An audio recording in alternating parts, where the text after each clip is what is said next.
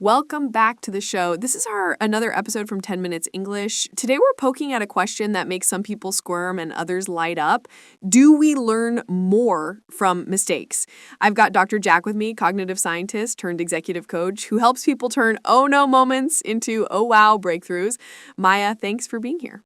I'm excited. If you've ever replayed a cringe moment in your head while brushing your teeth, you've already done half my job. Mistakes stick because they're loud. They demand a story. The real question is, do they teach or do they just haunt? And the difference is how we handle them. I love that. And I've got to admit, I burned a big opportunity last year. I rushed a pitch, skipped the dry run, and my demo froze. The client wasn't mad. I was. I felt the mistake in my bones. But rewinding it, that one mishap completely changed how I rehearse. I have a pre-flight checklist now. It's annoying, and it saved me 2 other times. That's the sweet spot. The brain loves prediction errors when reality doesn't match what we expected. That surprise sparks a burst of learning, but only if you get curious instead of defensive. Think of it like a GPS. Recalculating is useful only if you keep the map open. So is the answer just yes, mistakes teach you more? It's yes and. Mistakes teach more when they're A, safe enough to analyze, B, specific enough to diagnose, and C, close enough to your goal that you can course correct. If you're in a plane cockpit or an operating room, you don't want more mistakes. You want more simulation. You want low-stakes reps, high-fidelity feedback, and a system that catches errors before they hurt anyone. That's important. So we're not romanticizing failure in places where it's dangerous. Right. We're talking about safe-to-fail experiments. In creative work, software, relationships, even personal habits, mistakes can be the fastest teacher, as long as you build guardrails. Give me guardrails. I can steal. A few simple ones. Shrink the blast radius. Run pilots, sandboxes, drafts. Make a mistake cheap and reversible. Make the feedback fast. When the loop is tight, the lesson is sticky. Write it down. Memory is a defense attorney. A short what happened, why, what next note beats shame spirals. Celebrate the correction, not just the success. People repeat what gets praised. That last one is big. If all we celebrate is the win, we miss the moment the win became inevitable, the fix. Exactly. There's research on desirable difficulties, when a task is hard enough to cause small mistakes, but not so hard you give up. Those productive stumbles push deeper learning. Also, the testing effect. Quizzing yourself and being wrong, then correcting, outperforms rereading something perfectly. Okay, brain science moment. What's actually happening when I mess up the demo? There's 2 things worth knowing. First, prediction error. Your brain makes a forecast, the world disagrees. That gap triggers a, hey, update the model signal. Dopamine and other systems get involved to tag the moment as important. Second, within a few hundred milliseconds, your brain produces an error-related signal. It's like an internal uh-oh that shifts attention and slows you down. That pause can hurt or help. If you get curious, it becomes a launch pad. If you spiral into shame, it becomes quicksand. So it's less failure is a good teacher and more reflection is a good teacher, and failure gets you to class on time. Beautifully put. Failure is the fire alarm, reflection is the fire drill. Let's talk the messy part, emotions. Because when I botch something, my first instinct isn't curiosity, it's I'm an idiot.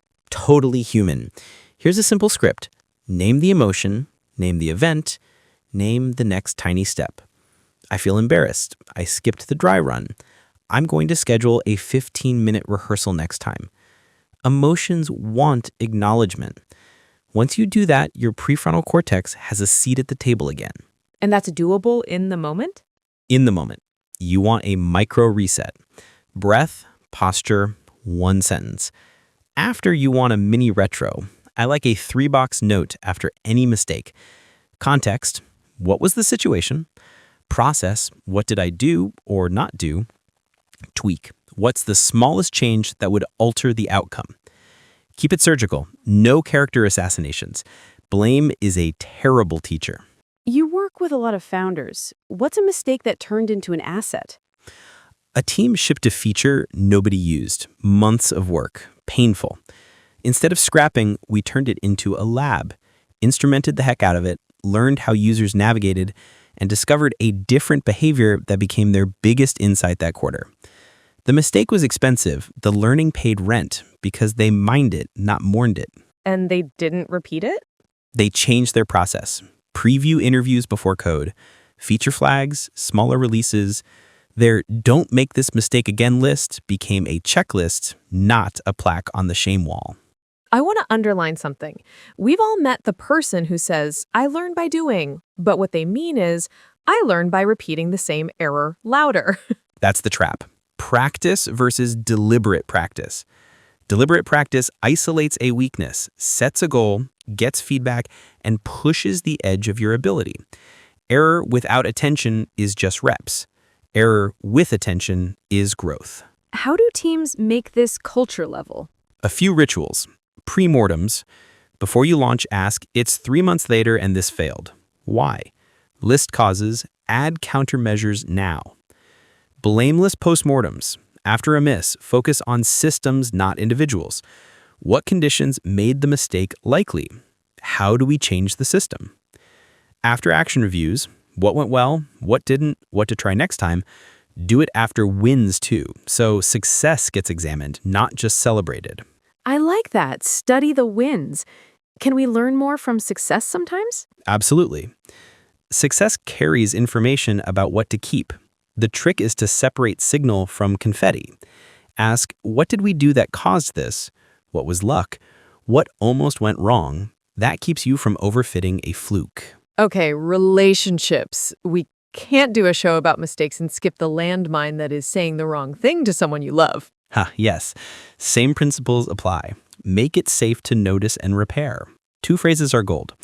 Here's the impact I think I had. Does that land? And what's one small thing I could do differently next time?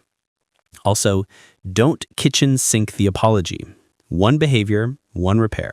I'm stealing that immediately. I want to touch the identity piece. People say, I failed, and quietly mean I am a failure.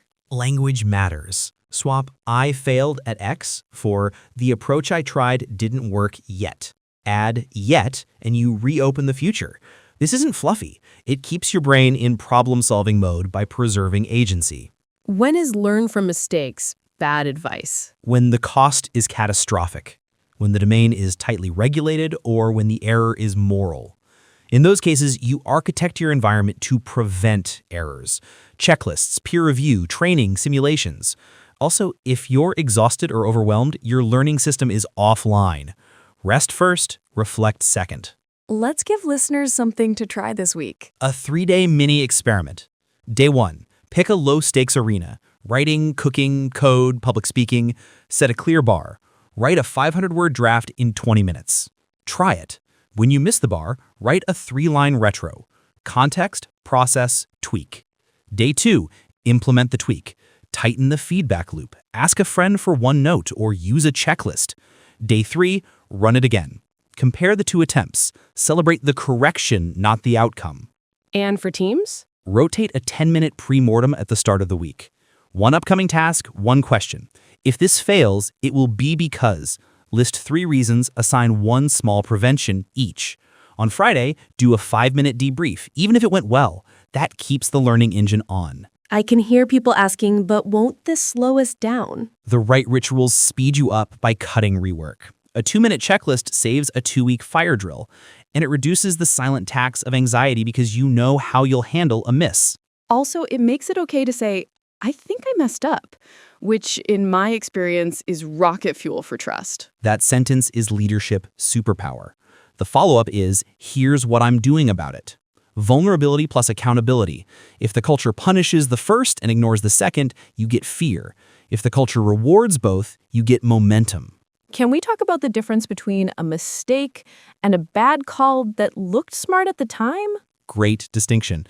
A mistake is misexecuting a known pattern, like sending the wrong file. A bad call under uncertainty is making the best decision with limited data.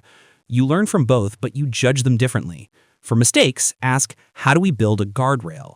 For uncertain calls, ask, how do we improve our decision process? Keep a decision journal, what you knew, what you assumed, why you chose. Later, assess the process, not just the outcome. That helps with luck.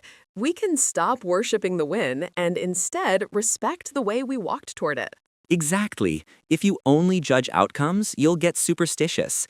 If you judge process, you get better. What about the person who's terrified of making mistakes? Perfectionists, raise your hands. How do they start? Create a mistake budget. Decide how many small errors you're willing to make each week in service of speed or learning. 2 drafts with typos, 1 messy prototype, 1 bold ask. Track them. If you're under budget, you're playing too safe. And pair it with a recovery protocol so you trust yourself to bounce back. That's such a reframe. Budget for the stumbles. Yup. Think of it like strength training. Micro tears, then repair.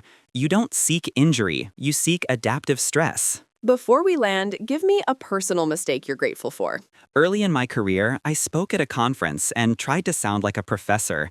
Dense slides, 0 stories. I watched eyes glaze over row by row. Mortifying. After, I asked 3 people, what would have helped? One said, talk like you're explaining it to a smart friend over coffee. I rebuilt my talk with 1 story per idea and a single sentence per slide. Same content, different delivery. It changed my career. I love that. Mine is dumb but dear. I once sent an email with the subject line, final version, and then found a typo in the first sentence. I now never use the phrase final version. It's current best. It changed how I think about everything. Drafts, processes, even this show. That's gorgeous. Current best. It carries humility and momentum. All right, circle back to our big question. Do we learn more from mistakes? We learn faster from well-examined mistakes than from unexamined successes. But the champion move is to learn from both. Turn failure into a lab and success into a syllabus. That's a mic drop. Maya, thank you for turning our collective faceplants into fuel. Thanks for making it safe and a little fun to look at them. To everyone listening, what's one small, safe experiment you can run this week? And what's the tweak you'll try after? Send us your current best stories. We'd love to hear what you're learning. Until next time, be curious, be kind, and build those guardrails.